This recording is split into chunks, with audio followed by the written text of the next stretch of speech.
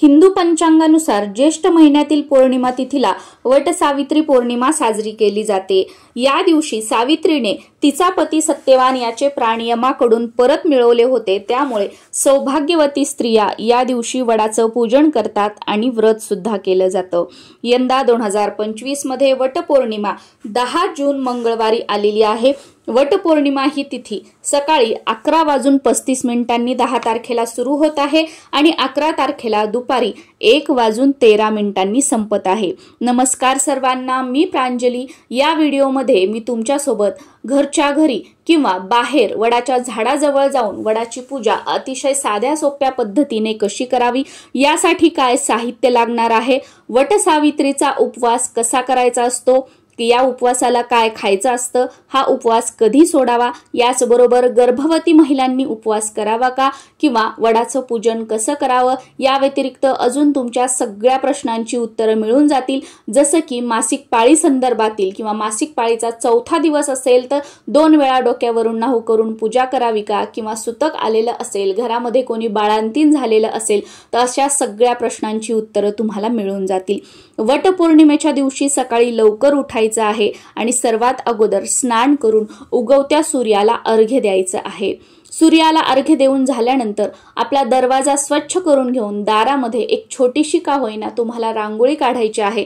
उंबरठ्याला हळदीचं लेपन करायचं आहे, उंबरठ्याचं पूजन करायचं आहे आणि त्यानंतर आपल्या देवघरातील देवांचं पूजन करायचं आहे। देवपूजा तशीच राहू द्यायची, दार स्वच्छ करायचं नाही, उंबरठ्याचं पूजन करायचं नाही आणि डायरेक्ट स्वयंपाक किंवा वडाचं पूजन करायचं हे अतिशय चुकीचं आहे। त्यामुळे दार स्वच्छ करून दारात रांगोळी काढून त्यानंतर देवघरातील देवांची पूजा करूनच आपल्याला वडाची पूजा जी आहे ती करायची आहे। आता वडाची पूजा करण्यासाठी एखादा मोठा ट्रे असेल किंवा एखादं मोठं ताट असेल तर त्यामध्ये सर्व साहित्य तुम्हाला जमा करायचं आहे, काढून घ्यायचं आहे आणि त्यानंतर मग घराच्या आजूबाजूला किंवा तुमच्या सोसायटीमध्ये कुठे वडाचं झाड असेल तिथे आपल्याला पूजेसाठी जायचं आहे।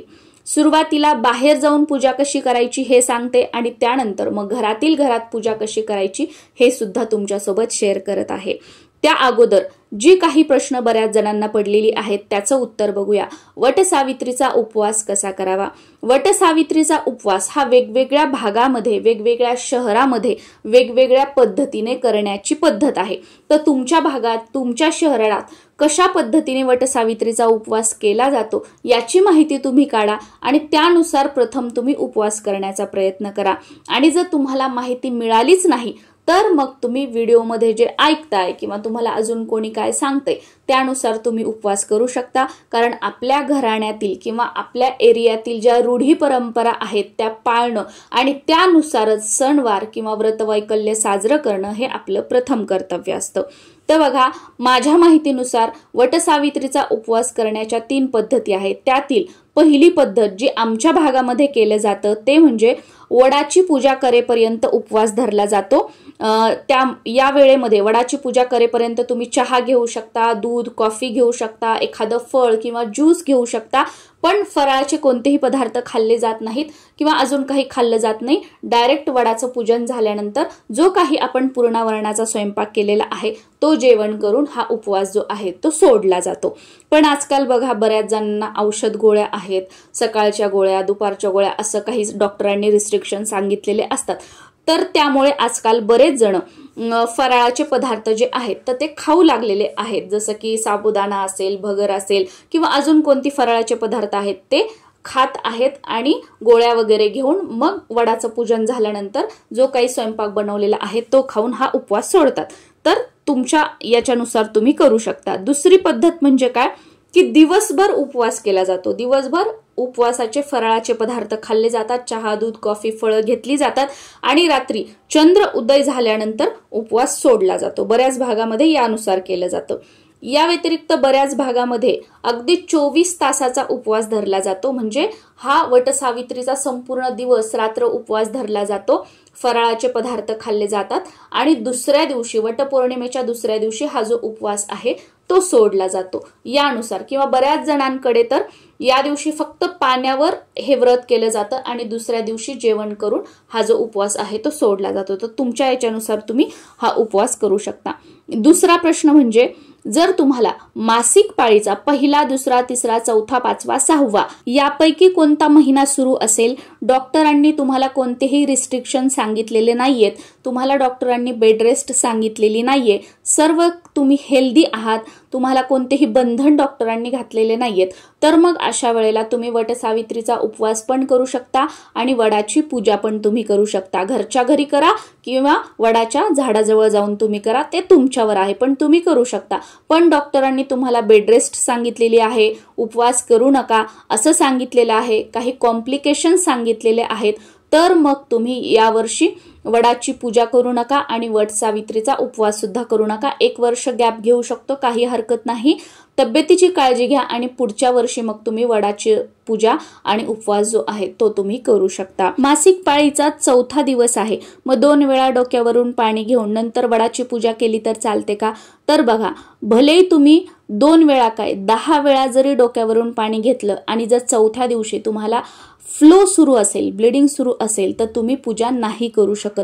पण चौथ्या दिवशी तुम्हाला फ्लो जो आहे तो पूर्णपणे बंद असेल, तर मग अशा वेळेला 2 वेळा डोक्यावरून नाहू करून तुम्ही वडाची पूजा केली तरी सुद्धा चालू शकतं. मासिक पाळीचा पहिला, दुसरा, तिसरा दिवस असेल किंवा चौथा दिवस आहे, तुम्हाला फ्लो सुरू आहे, तर मग अशा वेळेला तुम्ही फक्त व्रत करायचं, म्हणजे वटसावित्रीचा उपवास तुम्ही करायचा. तुमच्या तिथे कशा पद्धतीनुसार केला जातो त्यानुसार, पण तुम्ही वडाचं पूजन करू शकत नाही. वडाचं पूजन तुमच्या घरातील इतर मंडळींनी, जसं की तुमच्या सासूबाई असतील, तुमच्या जाऊबाई असतील, त्यांनी केलं तर चालतं, पण तुम्ही वडाची पूजा करू शकत नाही. बाहेर वडाच्या पूजेला जेव्हा आपण जातो तेव्हा एखाद्या ट्रेमध्ये किंवा ताटामध्ये सर्व साहित्य तुम्हाला घ्यायचं आहे. आता पूजा कशी करायची याच्यासोबतच काय काय साहित्य लागणार आहे ते मी तुम्हाला सांगते. बाहेर वडाच्या पूजेला जेव्हा आपण जातो तर तिथे गेल्यानंतर खाली बसायला एखादं आसन वगैरे घ्यायचं आहे. तिथे असेल तर अतिशय उत्तम, पण बऱ्याच वेळेला आपण आपल्या घरातून घेऊन गेलो तर ठीक राहील. तर त्या आसनावर बसायचं आहे.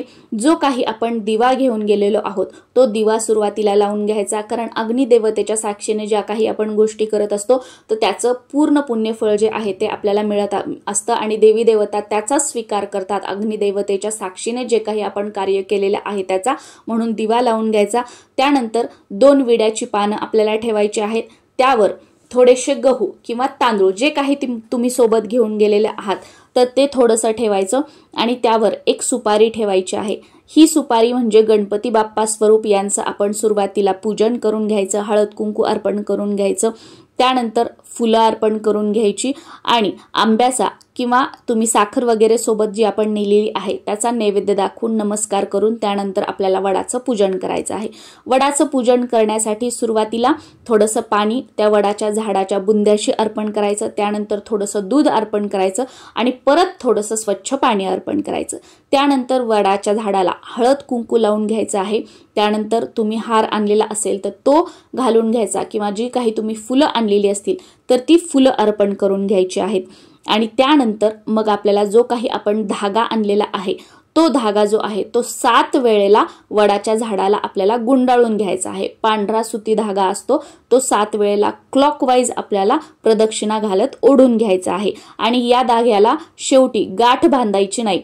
तुमच्याकडे रीळ जशाल तशी तिथे ठेवण्याची पद्धत असेल तर इतर जे धागे असतात तर त्याच्यामध्ये ही रीळ अडकवून ठेवायची. बाकी तुमच्याकडे धागा 7 झाल्यानंतर जो उरलेला धागा असतो तो तोडून घेतात, तर मग अशा वेळेला तो धागा तोडून घ्यायचा आणि जो 7व्या याचा जो धागा आहे तो तिथे इतर जे धागे असतात त्याच्यामध्ये अडकवून द्यायचा आहे, पण तिथे गाठ मारायची नाहीये. मग 7 वेळा धागा गुंडाळल्याच्या नंतर वटसावित्रीची जी ओटी असते तर ती ओटी आपल्याला भरून घ्यायची आहे. वटसावित्रीची कथा ऐकायची आहे किंवा सांगायची आहे. तिथे बघा बऱ्याच जणी महिला ज्या असतात ती कथा वाचत असतात.